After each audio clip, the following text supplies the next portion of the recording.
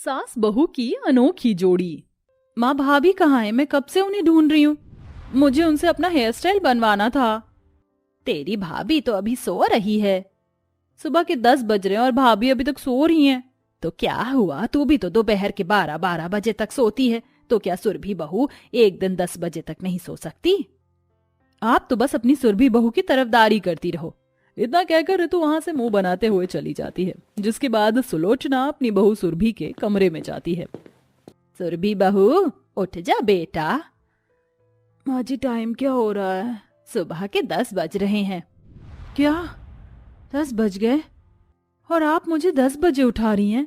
बहू तू इतना काम करती है, अगर एक दिन जरा लेट उठेगी तो कोई पहाड़ नहीं टूट जाएगा। तू जल्दी से फ्रेश हो जा, मैं जब तक सबके लिए नाश्ता बना देती हूँ।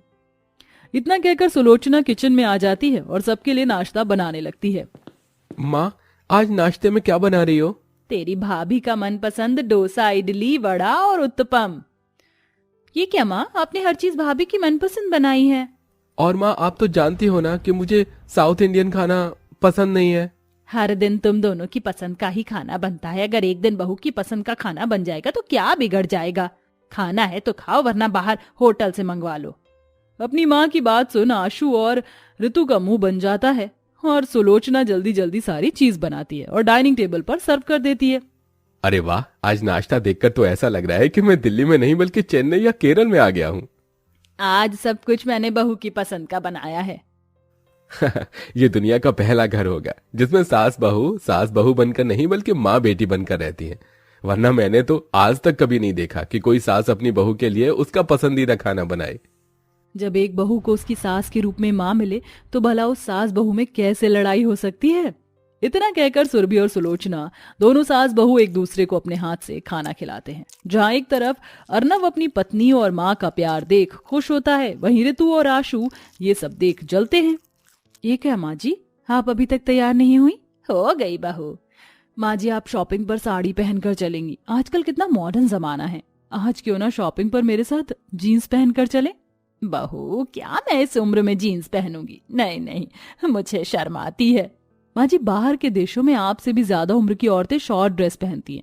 चलिए ना, दोनों सास बहू जीन्स टॉप पहनकर शॉपिंग पर चलेंगी।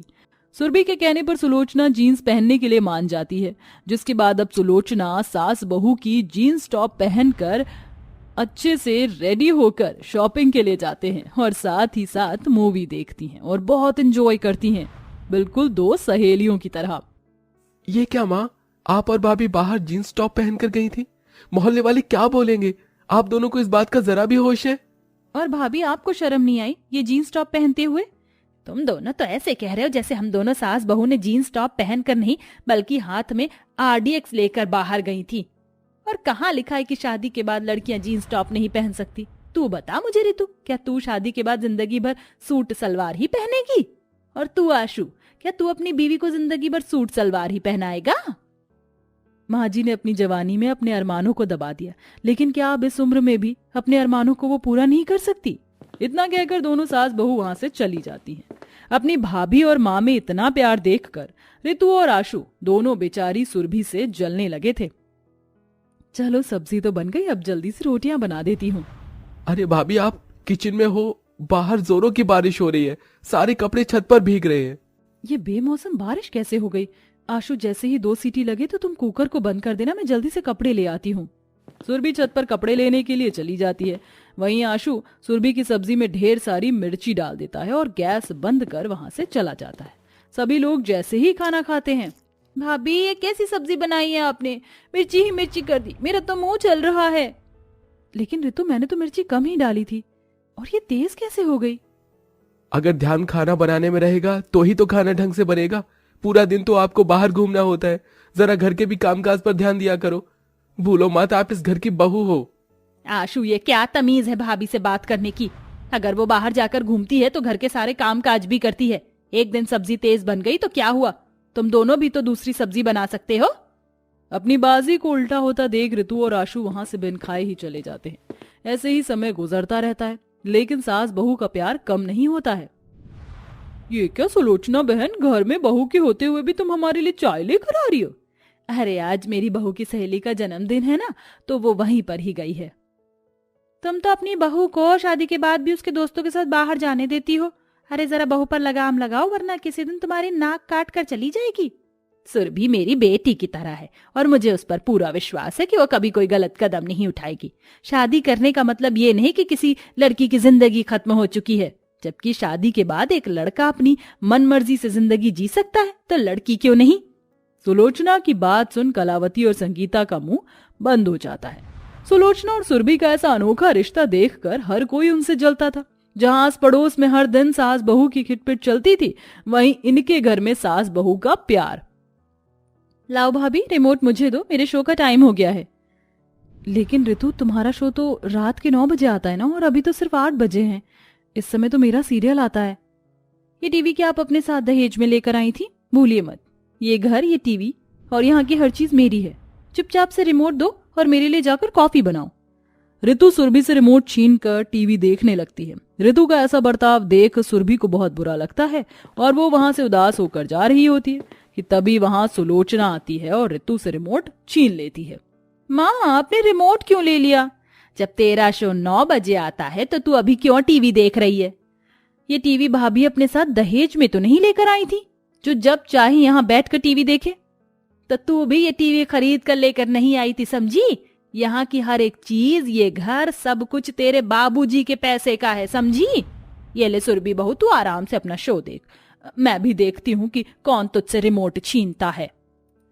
दिन पर दिन सास बहू का ऐसा बढ़ता प्यार देख ऋतु और आशु का पारा बिल्कुल हाई हो गया था। दोनों सास बहू अक्सर ज्यादा से ज्यादा समय एक दूसरे के साथ बिताती थी। शॉपिंग करना, घूमना, साथ में घर के सारे काम करना और किसी भी चीज के लिए सुलोचना का सुरभि को ना रोकना टोकना ऋतु और आशु से अब बिल्कुल बर्दाश्त नहीं होता। एक दिन माँ घर की सारी जायदाद भी भाभी के नाम कर देंगी और हमारे हाथ एक फूटी कौड़ी भी नहीं लगेगी। ऐसा नहीं होगा आशु। ऋतु आशु को अपना प्लान बताती है और ऐसे ही 2 दिन गुजर जाते हैं। आज घर में सुरभि के अलावा कोई भी नहीं होता है। घर में किसी को ना देख एक वरुण नाम का लड़का सीधा घर में घुस जाता है, जिसे सुरभि देख लेती है। कौन हो तुम और ऐसे घर में कैसे चले आए? जाने मन, मैं तुम्हारे लिए आया हूँ। तुम्हारी हिम्मत कैसे हुई मुझसे इस तरह से बात करने की? निकल जाओ मेरे घर से, वरना मैं पुलिस को कॉल कर दूंगी। सुरभि अपना फोन उठाकर पुलिस को कॉल करने ही वाली होती है कि तभी वरुण सुरभि का हाथ पकड़ और उसके साथ जबरदस्ती करने लगता है। पर तभी वहां ऋतु, आशु, सुलोचना और अर्णव आ जाते हैं।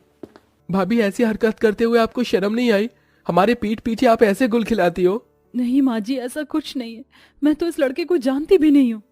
अरे सुरभि, तुम्हें इनसे डरने की कोई जरूरत नहीं है। सबको बता क्यों नहीं देती कि मैं तुम्हारा बॉयफ्रेंड हूँ और हमारा कितना समय से अफेयर चल रहा है? देखा माँ, आप जिस बहू को बेटी की तरह मानती थी, उसने आपके मुंह पर कैसे कालिक पोत दी। इसे तो इस घर में रहने का भी कोई हक नहीं है। ऋतु सुरभि का हाथ पकड़ उसे घर से बाहर ले जाने लगती है कि तभी सुलोचना ऋतु को एक जोरदार थप्पड़ मार देती है। अगर तूने एक भी शब्द और मेरी बहू के खिलाफ बोला ना, तो तेरा मुंह नोच दूंगी, समझी? मैंने उस दिन तेरी और आशु की सारी बात सुन ली थी। इस लड़के को बहू ने नहीं बल्कि तुम दोनों ने यहां भेजा है। क्या? क्योंकि बहू, ये तेरी मेरी सास बहू की इस अनोखी जोड़ी को देखकर जलते थे।